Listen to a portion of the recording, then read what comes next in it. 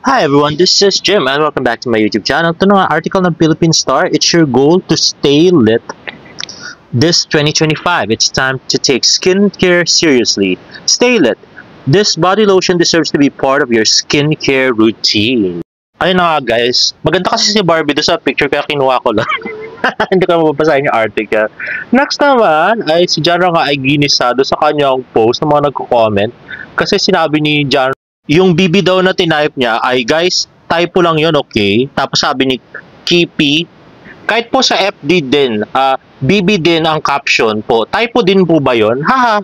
Sabi naman ni Hope Hueras, okay lang po yun, quiet lang po kami. Sabi naman ni Myla Lona, I don't believe it's typo error. Just watch David live about good trip. When people are typing in Barbie's name, they say BB. By the way, I'm a new fan of Barda since I watched That Kind of Love in Netflix recently. At ito nga FB post ni Mary Joyce Simpao at yung napaka-cute na si David. At next naman ay dahil nga walang ka-picture-picture si David ng sarili niya sa Australia, napapa-overthink na yung mga people. At sabi nga, nirepost nga ito ni Liz. Tweet nga ni David, Loki wanna study masters in Sydney. Ayan na ba yun, David? Grabe, napapaisip ng mga people. Kaya nga nagulat ako dun sa IG story ni Alden Richards. Food for thought, mind your own business. Oh, grabe. Hindi na kita binablog, Alden. Extra kita lang po to. Pagbigyan nyo na ako. At next nga, FB post ng Team J. Join us and David's advocate for an exclusive block screening event coming soon. Don't miss a night of cinema surprises, star power featuring David Licaco and J. Ortega in a film set to shake things up. Stay tuned for more detail. Hala, napaplano na ng black screening, wala pa nga media call. Grabe. So, ibig sabihin, mabilis lang ipapalabas. Baka April na nga ipalabas to. Yun ang bali-balita kasi, guys. Yan nga ay pa-black screening ng Barkadahan ng Makasalanan ng David's Advocate at saka ng J. Ayun na nga, Team J. At hinala nga ng friend ko ay magpapa-black screening din ang David Troops kasama ang Sanya Warriors. Grabe. Kainis. At tweet nga ni Present Progressive, kung di matibay ang loob mo, sorry na lang talaga. Ay grabe, tibay niyo ang loob niyo guys, kahit nakakainis. Charot. At next is IG story of Barbie Fortesa, back in jogging in UP.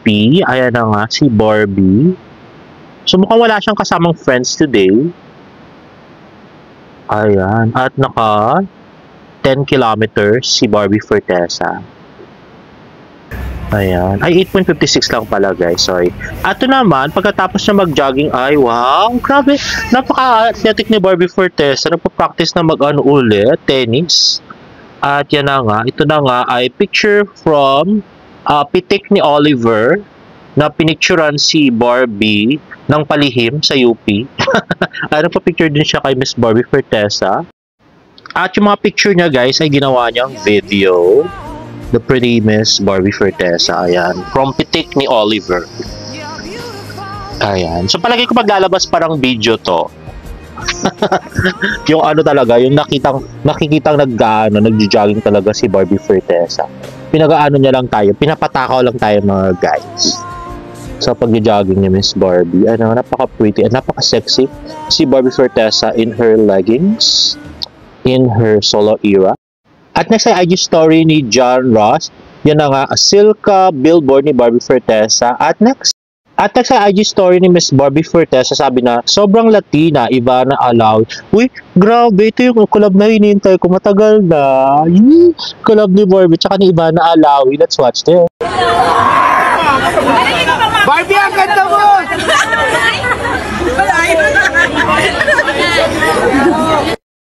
Sira ulong Barbie, wala daw yun. Yung maganda siya, wala. Adelina! Adelina! Adelina! Adelina! Adelina!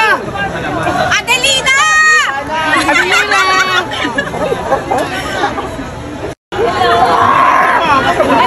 Barbie, ang ganda mo!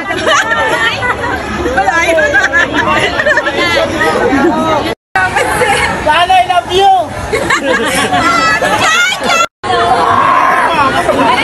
Barbie, ang ganda mo! Sa totoo lang, naingayin ako doon sa nag-post. Busy sila nag-content tapos ang ingay. Charot.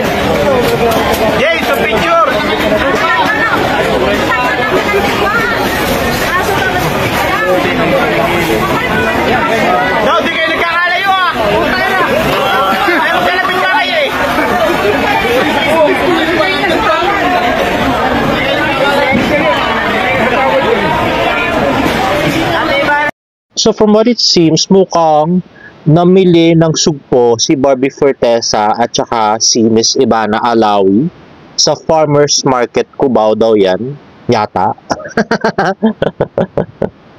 At next ay TikTok collab ni Miss Ivana Alawi at saka ni Barbie Fortesa. Happy to see you again, gorgeous Ivana Alawi. Excited na ako mapanood ang vlog natin sa channel mo. Ay, ako excited din ako. Grabe. Miss Ivana Alawi, the best yan. Let's watch this. Ayan na nga, si Miss Ivana at si Barbie. Pero nagtataka lang ako, medyo balot na balot si Miss Ivana Alawi, no? Hindi siya nakapag, sabayan ng paseksihan kay Barbie. Walang sapawang nangyari, guys. And another TikTok video. Ito nga, Ivana Alawi and Barbie Fortesa spotted at namin sa Farmers. Grabe, swerte naman ng mga kumakain dito. Nakita nga si Miss Ivana Alawi at saka si Barbie Fortesa. O, diba? At grabe yung mga marshal, oh. Parang makalapit. Dami-dami lang marshal. Ayan. At dahil sanay na nga si Miss Ivana Alawi sa mga ganitong vlog. At medyo galit nga yung nag-post nito dahil hindi nakapagpa-picture. Makahila naman. Grabe. At yun na nga. At mukhang dumaan lang sila Barbie, hindi naman sila bumili. Ayan. At may nagpa-picture. At next is another TikTok video. At the moment, medalya building ukay-ukay. Sabay-sabay po nating abangan vlog ni Ivana. Ayan na nga. So mukhang nag-ukay-ukay si Barbie at saka si Ivana. At pinagkagulahan sila dun, guys. Let's watch this.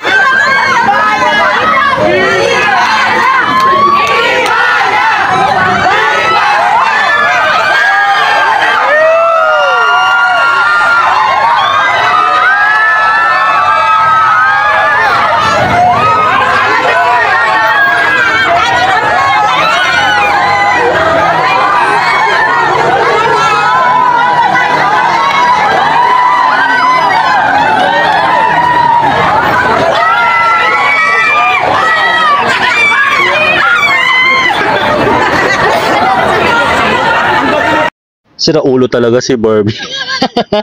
Chini-cheer yung pangalan ni Ivana tapos siya sumasayaw doon sa cheer. Adik talaga. Ay nako, Barbara. At next ay post ni Jean Licauco sa kanyang IG story. At ito kay David. Di ko alam kung saan to, guys. Melbourne daw. At ito parang, ano ba to, David? Taniman ba to? Ay nako. Anyway, ito na ang post ni Miss Tita Eden. Ayan nga, nagpizza sila sa Flinders Street, Melbourne. At ito naman sa Madegrave Street, Melbourne pa rin. At next ay kasama niya nag-wine si Tita Eden. And si David ay hindi pa rin napipicture ng sarili. At ito naman ay post ni David sa kanyang Instagram story. Ayan na nga, feel like I need to urgently bag a boyfriend before I get uglier, you. Hala, kanino kaya parinig to? Charot lang. At ito nga post ni Miss Jean Licauco, so excited Moonlight Cinema. And finally, after 100 years, ay nagpa-picture din si David Licauco. At yun nga, nasa The Grave Street, Melbourne siya. Debunking nga yung mga haka-haka ng iba na nagtatago lang siya sa Pilipinas. Kasi nga, pumunta ka sa abroad, tapos wala kang ka-picture-picture. So, ayan na nga. At yun na nga, ang napaka-cute na si David na parang namayat. Charot. At mukhang naka-short nga siya. At ito naman ay Barda for Beauty Empire. Uy, malapit na March 10, guys. And there you have it, guys. If you like this video, please give it a thumbs up. And please subscribe to my YouTube channel for more Barda updates in my next vlog. Bye!